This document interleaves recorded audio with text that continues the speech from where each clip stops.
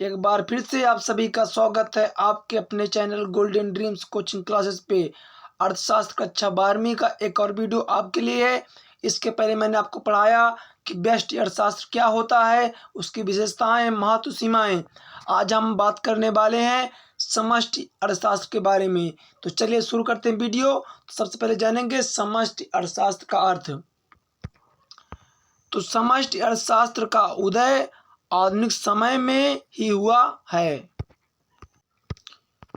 समष्टि अर्थ विश्लेषण का विकास मुख्य रूप से सन 1930 के विश्वव्यापी मंदी काल में हुआ, जब केन्स ने सबका ध्यान इस ओर आकर्षित किया कि मंदी में फंसी हुई अर्थव्यवस्था की समस्याओं का अध्ययन करने के लिए व्यापक विश्लेषण अपनाना चाहिए। यानी हम समष्टि अर्थशास्त्र का विकास या फिर उसका उदय मान सकते हैं कि मुख्य रूप से सन 1930 के बाद हुआ, जब विश्व भर में मंदी का दौर चला। समष्टि अर्थशास्त्र को हम व्यापक अर्थशास्त्र भी कहते हैं, इंग्लिश में से मैक्रो कहते हैं। ठीक है, मैक्रो इकोनॉमिक्स। व्यष्टि अर्थशास्त्र को हम माइक्रो कहते हैं, माइक्रो इकोनॉमिक्स, और समष्टि अर्थशास्त्र को मैक्रो इकोनॉमिक्स कहते हैं। ठीक है, तो इसका मुख्य उदय 1930 के बाद जब विश्व में मंदी हुई तब से शुरू हुआ। तो चलिए इसका अर्थ जानते हैं। तो समष्टि अर्थशास्त्र आर्थिक विश्लेषण की उस शाखा को कहते हैं जो समस्त अर्थव्यवस्था तथा अर्थव्यवस्था से संबंधित बड़े योगों व औसतों का, जैसे कुल राष्ट्रीय उत्पादन एवं राष्ट्रीय आय, कुल विनियोग, कुल रोजगार, कुल उपयोग आदि, उनके व्यवहारों और पारस्परिक संबंधों का अध्ययन करता है। जिस प्रकार से हमने सीखा कि जो हमारा व्यष्टि अर्थशास्त्र है वो विशिष्ट परिवारों या व्यक्तिगत इकाइयों का अध्ययन करता है, उसी प्रकार से हमारा समष्टि अर्थशास्त्र जो होता है वो संपूर्ण अर्थव्यवस्था या समस्त अर्थव्यवस्था का अध्ययन करता है और अर्थव्यवस्था से संबंधित बड़े योगों का या उनके औसत का अध्ययन करता है। ठीक है ना, यानी कह सकते हैं आप कि समष्टि अर्थशास्त्र जो है आपका वो बड़े पैमाने पे अध्ययन करता है। ठीक है, और व्यष्टि अर्थशास्त्र हमारा छोटे पैमाने पे अध्ययन करता है। ये तो हुआ अर्थ। आशा करता हूँ कि आप इसका अर्थ समझ गए होंगे। आप इसका अर्थ इस तरह से ला सकते हैं कि जब हम समष्टि अर्थशास्त्र का अध्ययन करेंगे तो समझ लेंगे इस बात को कि समष्टि अर्थशास्त्र हमेशा बड़े पैमाने पे लागू होता है। यह संपूर्ण अर्थव्यवस्था को समझने के लिए हम समष्टि अर्थशास्त्र का अध्ययन करते हैं, जैसे कुल राष्ट्रीय आय या कुल उत्पादन। ठीक है, कुल विनियोग, इसमें कुल शब्द जोड़ दिया जाता है। ठीक है ना, कुल या संपूर्ण, जैसे उसमें हमने विशिष्ट या व्यक्तिगत शब्द जोड़ा था, ऐसे इसमें आप क्या करेंगे, कुल या संपूर्ण शब्द जोड़ देंगे। ठीक है, आगे बढ़ते हैं। अब देखते हैं परिभाषा। प्रोफेसर बोल्डिंग के अनुसार समष्टि अर्थशास्त्र का संबंध व्यक्तिगत मात्राओं के अध्ययन से नहीं बल्कि इन मात्राओं के समूह से होता है।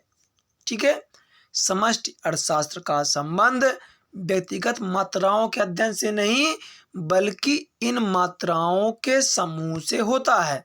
किसने कहा? प्रोफेसर बोल्डिंग ने कहा कि समष्टि अर्थशास्त्र का संबंध व्यक्तिगत मात्राओं के अध्ययन से नहीं बल्कि इन मात्राओं के समूह से होता है। इसका संबंध व्यक्तिगत आय से ना होकर राष्ट्रीय आय से होता है। ठीक है, व्यक्तिगत उत्पादन से नहीं बल्कि राष्ट्रीय उत्पादन से है। इसलिए समष्टि अर्थशास्त्र को आय व रोजगार सिद्धांत अथवा राष्ट्रीय आय विश्लेषण भी कहते हैं। देखिए, इस परिभाषा काफी सिंपल है कि समष्टि अर्थशास्त्र का संबंध व्यक्तिगत मात्राओं के अध्ययन से नहीं बल्कि उन मात्राओं के समूह से होता है, या आप कह सकते हैं इसका संबंध व्यक्तिगत आय से ना होकर राष्ट्रीय आय से होता है। व्यक्तिगत उत्पादन से नहीं बल्कि राष्ट्रीय उत्पादन से होता है। ठीक है, क्योंकि समष्टि मतलब संपूर्ण, यहाँ पे संपूर्ण अर्थव्यवस्था होगा, संपूर्ण राष्ट्र का उत्पादन, संपूर्ण राष्ट्र की आय की बात करेंगे हम, व्यक्तिगत चीज़ों की बात नहीं करेंगे। ठीक है, इसलिए समष्टि, यहाँ पे इस पॉइंट को आप याद रखेंगे कि समष्टि अर्थशास्त्र को आय व रोजगार सिद्धांत भी कहते हैं या राष्ट्रीय आय विश्लेषण भी कहते हैं। प्रोफेसर सुज ने क्या कहा कि समष्टि अर्थशास्त्र का मुख्य यंत्र राष्ट्रीय आय विश्लेषण है। इनकी परिभाषा काफी सिंपल है कि समष्टि अर्थशास्त्र का मुख्य यंत्र राष्ट्रीय आय विश्लेषण है। अगर आपको इकोनॉमिक्स नोट्स फ्री में चाहिए तो आज ही चैनल को सब्सक्राइब करें और कमेंट करें, ठीक है। अब देखते हैं समष्टि अर्थशास्त्र की विशेषताएं। इसकी क्या क्या विशेषताएं हैं। पहला हो गया व्यापक दृष्टिकोण। जैसे हमने परिभाषा में देखा है कि समष्टि मतलब भी होता है संपूर्ण, यानी इसकी पहली विशेषता क्या है, व्यापक दृष्टिकोण। चलिए देखते हैं इसको। तो समष्टि अर्थशास्त्र में संपूर्ण व औसतों का अध्ययन किया जाता है, इसलिए इसे योगात्मक अर्थशास्त्र कहते हैं। समष्टि अर्थशास्त्र में संपूर्ण अर्थव्यवस्था तथा इससे संबंधित बड़े योगों व औसतों का अध्ययन किया जाता है ना। व्यापक इसलिए क्योंकि इसमें संपूर्ण हमारी अर्थव्यवस्था आ जाती है, इसलिए इसे व्यापक भी कहते हैं। आगे देखते हैं।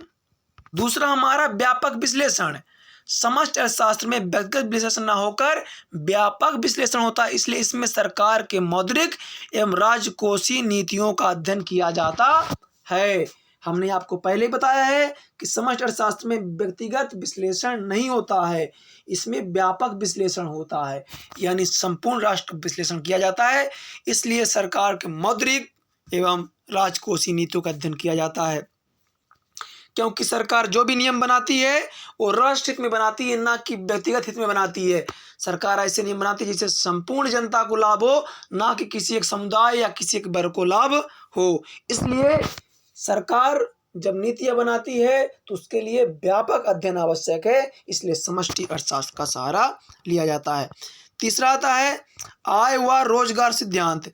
समष्टि अर्थशास्त्र में राष्ट्रीय आय तथा कुल रोजगार का अध्ययन केंद्रीय स्थान रखता है, इसलिए इसे आय रोजगार का सिद्धांत कहते हैं।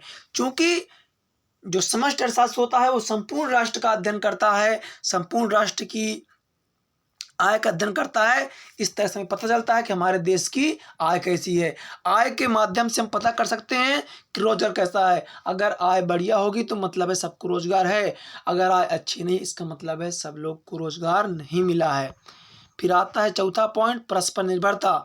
समष्टि अर्थशास्त्र में समूहों व औसतों का अध्ययन होने के कारण यह एक दूसरे से इतने संबंध होता है कि एक समूह या औसत में परिवर्तन का प्रभाव दूसरे समूह या औसत पर पड़ता है।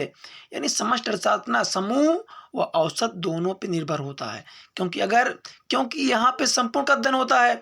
अगर एक पे प्रभाव पड़ेगा या एक पे परिवर्तन होगा तो इसका प्रभाव दूसरे पे भी स्पष्ट दिखाई देगा।